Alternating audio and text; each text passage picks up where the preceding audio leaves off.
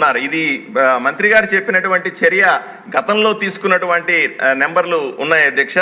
నేను వాళ్ళకి ఉత్తరం రాశాను, దాని మీద ఏమైనా చర్యలు తీసుకోకపోతే ఇప్పుడేమైనా తీసుకుంటారా అని అడుగుతా ఉన్నాను. ఇవన్నీ ఈ పథకాన్ని సరిగ్గా చేసుకుంటే తప్ప ఈ పథకం లక్ష్యాలు నెరవేరని మీ ద్వారా మంత్రి గారిని విన్నవించుకుంటున్నాను అధ్యక్ష. నమస్కారం. లోకం మాధవ్ గారు చాలా క్లుప్తంగా. 2 పాయింట్స్ సార్. శాసనసభ్యులు అన్ని పాయింట్లు చాలా చక్కగా చెప్పారు. డిప్యూటీ మినిస్టర్ గారు చెప్పినట్టుగా ఆకస్మిక తనిఖీలు అనేవి చాలా ఇంపార్టెంట్ అండి. ఎందుకంటే సీఎం గారు, డిప్యూటీ చీఫ్ మినిస్టర్ గారు, సారీ అండి, క్షమించండి. ఎందుకంటే ఏపీఓలు, ఈ టెక్నికల్ అసిస్టెంట్స్, ఈ ఫీల్డ్ అసిస్టెంట్స్ ముగ్గురు ఒక గ్రూప్ కింద ఫార్మ్ అయ్యి ఖచ్చితంగా కొన్ని కోట్ల రూపాయలు దోచేయడం జరిగిందండి. అది ప్రత్యక్షంగా జరుగుతున్నా కూడా ఏమీ చేయలేని పరిస్థితిలో ఉన్నామండి. ఇంకొకటి ఏంటంటే జాబ్ కార్డ్స్ కూడా గత 5 ఏళ్లలో అర్హత లేని వాళ్లకు కూడా ఇచ్చి వాళ్ళు ఇంకో పని ఏదో వెళ్ళిపోతున్నా కూడా వాళ్ళ చేత ఇక్కడ పని చేయించినట్టుగా మస్తర్లు వేయడం, గర్భిణీ స్త్రీలకు కూడా మస్తర్లు వేయడం. ఈ సోషల్ ఆడిట్ గురించి అడిగితే ఏమంటున్నారంటే, ఏడాది పనిచేస్తామండి, ఏడాదికి ఒకసారే సోషల్ ఆడిట్ అవుతుంది కాబట్టి మళ్ళీ వర్షాలు వస్తాయి, మళ్ళీ కప్పడిపోతుంది, నీళ్ళు నిండిపోతాయి కాబట్టి ఎవరికి కనిపించదు. కాబట్టి ఇది ఏంటంటే ఒక లూప్ హోల్గా వాడుకొని ఖచ్చితంగా చాలా అవినీతి జరుగుతున్నది. కాబట్టి సోషల్ ఆడిట్స్ మీద ప్రత్యేక దృష్టి పెట్టమని, అలాగే అందాల్సిన పేదవాళ్ళకి ఖచ్చితంగా 300 రూపాయలు అందట్లేదండి. 100 దినాలు పని రోజులు కూడా రావట్లేదు. కాబట్టి దాని మీద ప్రత్యేక దృష్టి పెట్టాల్సిన అవసరం ఉంది. కాబట్టి దాని మీద ప్రత్యేక శ్రద్ధ వహించమని కూడా మన ఉప ముఖ్యమంత్రి గారిని కోరడం జరుగుతున్నదండి. ధన్యవాదాలు. కొలుకుపూడి శ్రీనివాసరావు.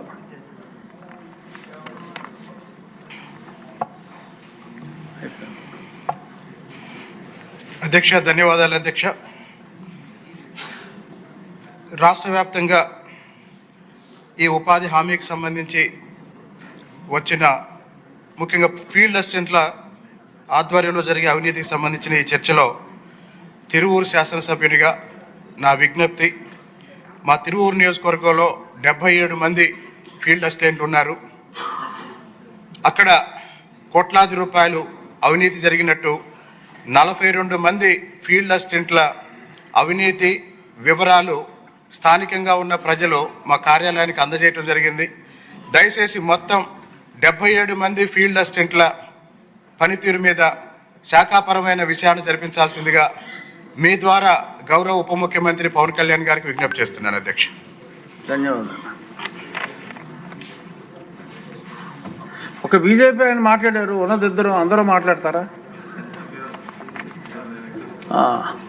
పెద్దలు పవన్ కళ్యాణ్ గారికి సమాధానం చెప్పే ముందు చిన్న మనవి నా సైడ్ నుంచి ఏంటంటే, ఈ జిల్లాల విభజన సమయంలో పశ్చిమ గోదావరి జిల్లా ఒక ఎగ్జాంపుల్గా తీసుకుంటే,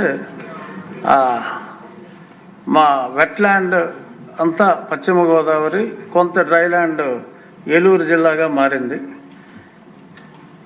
అక్కడ ఏలూరు జిల్లాకి ఎన్ఆర్జీఎస్ పనుల నిమిత్తం నియోజకవర్గానికి 16-17 కోట్లు, మా పశ్చిమ గోదావరి జిల్లాకి కేవలం 4.5 కోట్లు మాత్రమే రావటం జరిగింది. అలాగే కొన్ని చోట్ల ఆ విడిపోయిన జిల్లాల్లో కొందరికి అతి న్యాయం, కొందరికి అన్యాయం జరిగింది. సో అంటే గతంలో అయితే ఇబ్బంది లేదు. ఇంకా జిల్లా పరిషత్, ఒక్క నిమిషం ఆగండి, అది అన్యాయం అని కాదు, నేను చెప్పేది అంటే చెప్పలేమండి, మీరు ఇంటర్ఫేర్ అవటం కాదు, మంత్రి గారికి చెప్తున్నా. సో ఇక్కడ జిల్లా పరిషత్ ఒకటే ఉంది, ఇంకా జిల్లా పరిషత్ ఒకటే ఉంది కాబట్టి అది ప్రెసిడెంట్ అసెంట్ ఇంకా రాలేదు కనుక ఆ అసెంట్ వచ్చే వరకు ఏదైనా కనీస న్యాయం, ఎందుకంటే అక్కడ ప్రజలే ఇక్కడ ప్రజలే, కనీస న్యాయం, మరి అతివృష్టి అనావృష్టి కాకుండా, అంటే జిల్లా ఒకటిగానే ఉంది కాబట్టి ఇప్పుడు డ్రై జిల్లా వాళ్ళు ఇప్పుడు ఇదిగో ఇలా మాట్లాడే వాళ్ళు మాట్లాడుతున్నారు. అది ఒక అభ్యర్థన, మీ పరిధిలో ఏమైనా ఉంటే జిల్లా పరిషత్ ఒకటిగానే ఉంది కాబట్టి ప్రెసిడెంట్ అసెంట్ ఇంకా అఫీషియల్గా రాలేదు కనుక ఏదైనా వెట్లాండ్స్ని కూడా డెల్టా ఏరియాను కూడా కనికరించే అవకాశం ఉందేమో పరిశీలించమని అభ్యర్థన. ఏది మీరంతా డ్రైలాండ్ వాళ్ళు మీరు అబ్జెక్ట్ చేస్తారు.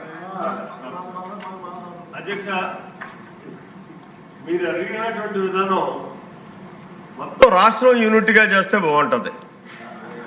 అంతేగాని జిల్లాకి ఇప్పుడు మెట్ట ప్రాంతాల్లో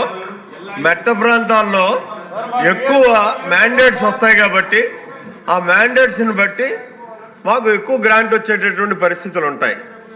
ఇక్కడ పల్ల ప్రాంతాల్లో మ్యాండేట్స్ తక్కువ ఉంటాయి కాబట్టి అక్కడ వర్క్ కాంపౌండ్ తగ్గుతుంది, పనులు ఎక్కువ ఉంటాయి. ఇది అలా కాకుండా మొత్తం టోటల్గా రాష్ట్రాన్ని ఒక యూనిట్ చేయమనండి, యూనిట్ చేసి అన్నిటికీ సమానంగా ఇవ్వమనండి, అది బాగుంటుందేమో ఒకసారి ఆలోచించండి.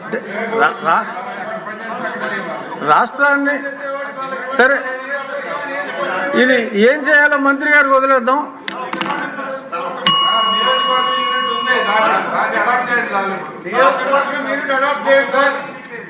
ఇదేదో తేనెతోటి కదిపినట్టుగా ఉంది కానీ వద్దు.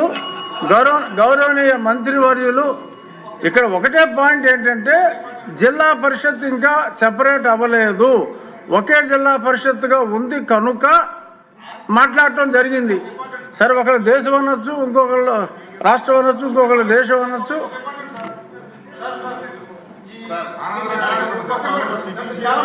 ఆనందరావు మీ సమస్య నా సమస్య ఒకటే, కూర్చోండి. వద్దు,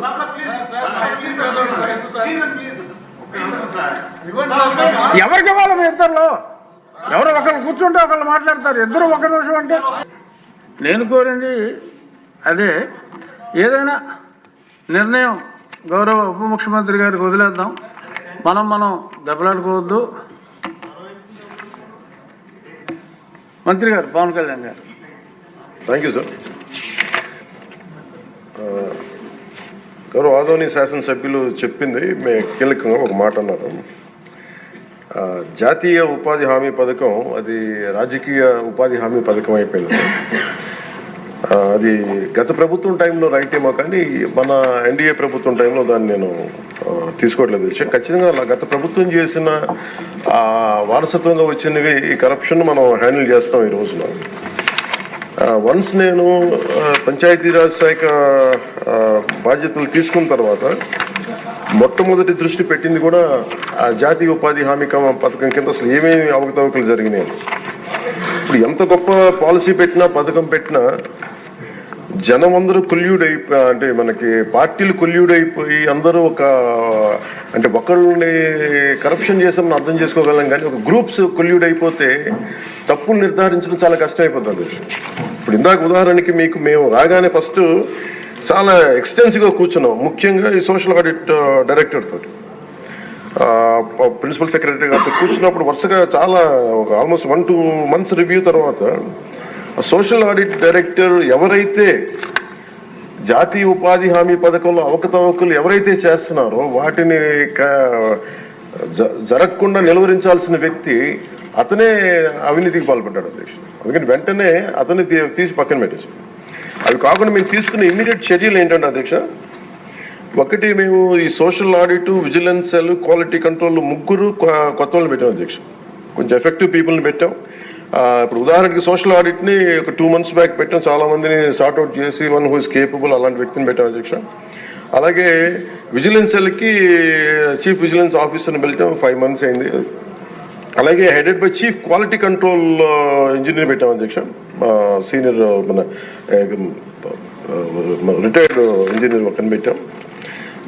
మేము చేశాక మేమేం చాలాసార్లు ఉదాహరణకి 2024-25లో అబ్జెక్షనబుల్ ఎక్స్పెండిచర్ అంటే ఇది అవినీతికి దారి చూపిస్తున్నాయని చెప్పి దాదాపు 250 కోట్ల అవినీతి జరిగింది అని చెప్పేసి సోషల్ పీపుల్స్ ఆడిట్ ఫోరం నుంచి మనం దాదాపు ఇప్పటికీ 546 మండలాల్లో మనం సోషల్ ఆడిట్ చేసాం ఇప్పుడు దాకా ఆడిట్ ఫోరం.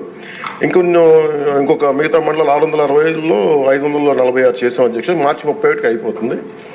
దాంట్లో 24-25కి 250 కోట్ల అవినీతిని ఉంది అనేది చేశారు ఇదంతా. కానీ ఇది ప్రాజెక్ట్ డైరెక్టర్ పీడీ చూసిన తర్వాత 71 కోట్ల మటుకే out of 250 crores only 71 crores recover చేయాలి అనేది ఆయన ఆర్డర్ చేశారు. దేనికంటే గౌరవ సభ్యులందరూ చెప్తున్న దాంట్లో మనకు అవినీతి జరిగిందని తెలుసు. అక్కడ అందరూ మస్తర్లో ఫాల్స్గా చేశారు, పనులు చేయకుండా రిజిస్టర్ చేసుకున్నారు, లేదంటే జేసీబీలు పెట్టి చేశారు, ఇవన్నీ ఉంటాయి. కానీ ఎక్కడా కూడా ప్రూఫ్కి దొరకవండి. సో దానివల్ల just lack of evidence only out of 250 crores only we could recover, అంటే రికవరీకి ఆదేశం చేసింది 71 కోట్లు.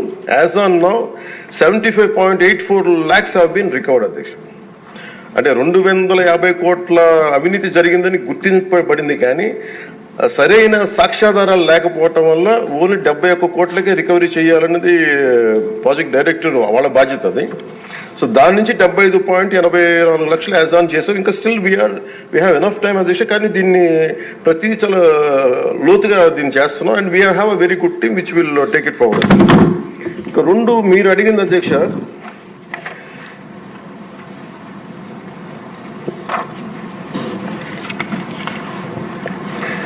ఇందాక మన పార్థసారథి గారు అడిగింది మినిమం వేజ్ పెంచాలి ఇదనంటే wage rate revision central government కింద ఇప్పుడు 25-26కి ఎంత పెంచాలి అనేది as on for minimum wage 300 రూపాయలు అధ్యక్ష. 24-25 మనం అందరూ గుర్తుపెట్టుకోవాల్సింది, గౌరవ సభ్యులు కూడా, ఇది సెంట్రల్ గవర్నమెంట్ ఇచ్చేది కానీ ఇది మనం రాష్ట్ర ప్రభుత్వం నుంచి వచ్చేది కాదు. అందువల్ల వేజ్ కాంపౌండ్ మనం డిసైడ్ చేయం అధ్యక్ష అది.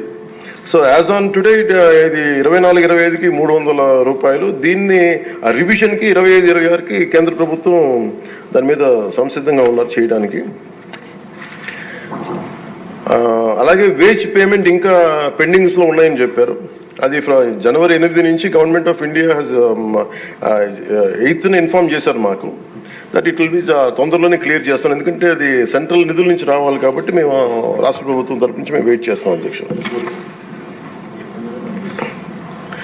అలాగే మన లోకం మాధవ్ గారు మన గౌరవ శాసనసభ్యులు జేఎస్పీ వాళ్ళు అడిగిన దానికి ఏంటంటే ప్రత్యేకించి ఇలా అవకతవకలు జరుగుతుంది, దీని గురించి మనం ఏం చేస్తున్నాం అంటానికి we have created a wage monitoring cell అధ్యక్ష for increasing average wage rate. Accordingly we will take it forward అధ్యక్ష. అలాగే మీరు అడిగిన దానికి అధ్యక్ష జిల్లాని ఒక యూనిట్గా చేయమన్నారు అధ్యక్ష. అది అసలు బేసిక్గా మీరు అడిగిన దానికి ఎంతమంది అంటే అక్కడ ఉన్న ఎంతమంది లేబర్ ఉన్నారనే దాని మీద ఉంటుంది అధ్యక్ష. అంటే ఎక్కడ ఎక్కువ పని దినాలు అవసరం, ఎక్కడ లేబర్కి ఎక్కువ పని, దాని మీద బేస్ అయింది తప్ప వేరేలా కాదు అధ్యక్ష. సో మాకు ఉన్నదానికి ఏంటంటే గవర్నమెంట్ ఆఫ్ ఇండియా మన ఏ paper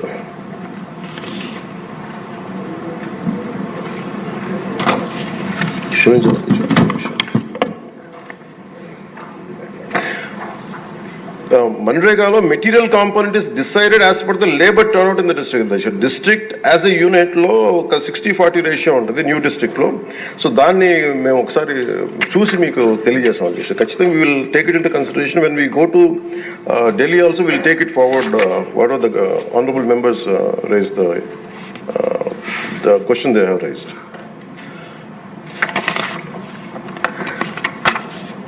so government of India అధ్యక్ష ఇట్ పర్మిట్స్ ఓన్లీ, ఇప్పుడు మన అమలాపురం శాసనసభ్యులు గౌరవ సభ్యులు అడిగింది జంగిల్ క్లియరెన్స్ కూడా అడిగారు. But government of India very clearly set only 266 works should be taken under NREGA అధ్యక్ష. దాంట్లో జంగిల్ క్లియరెన్స్ అనేది లేదు అధ్యక్ష. సో దానివల్ల అది మన పరిధిలో లేనిది. ఇక అవసరమైతే ఇందాక మేము గౌరవ ముఖ్యమంత్రి గారితో మాట్లాడి ఇది చాలాసార్లు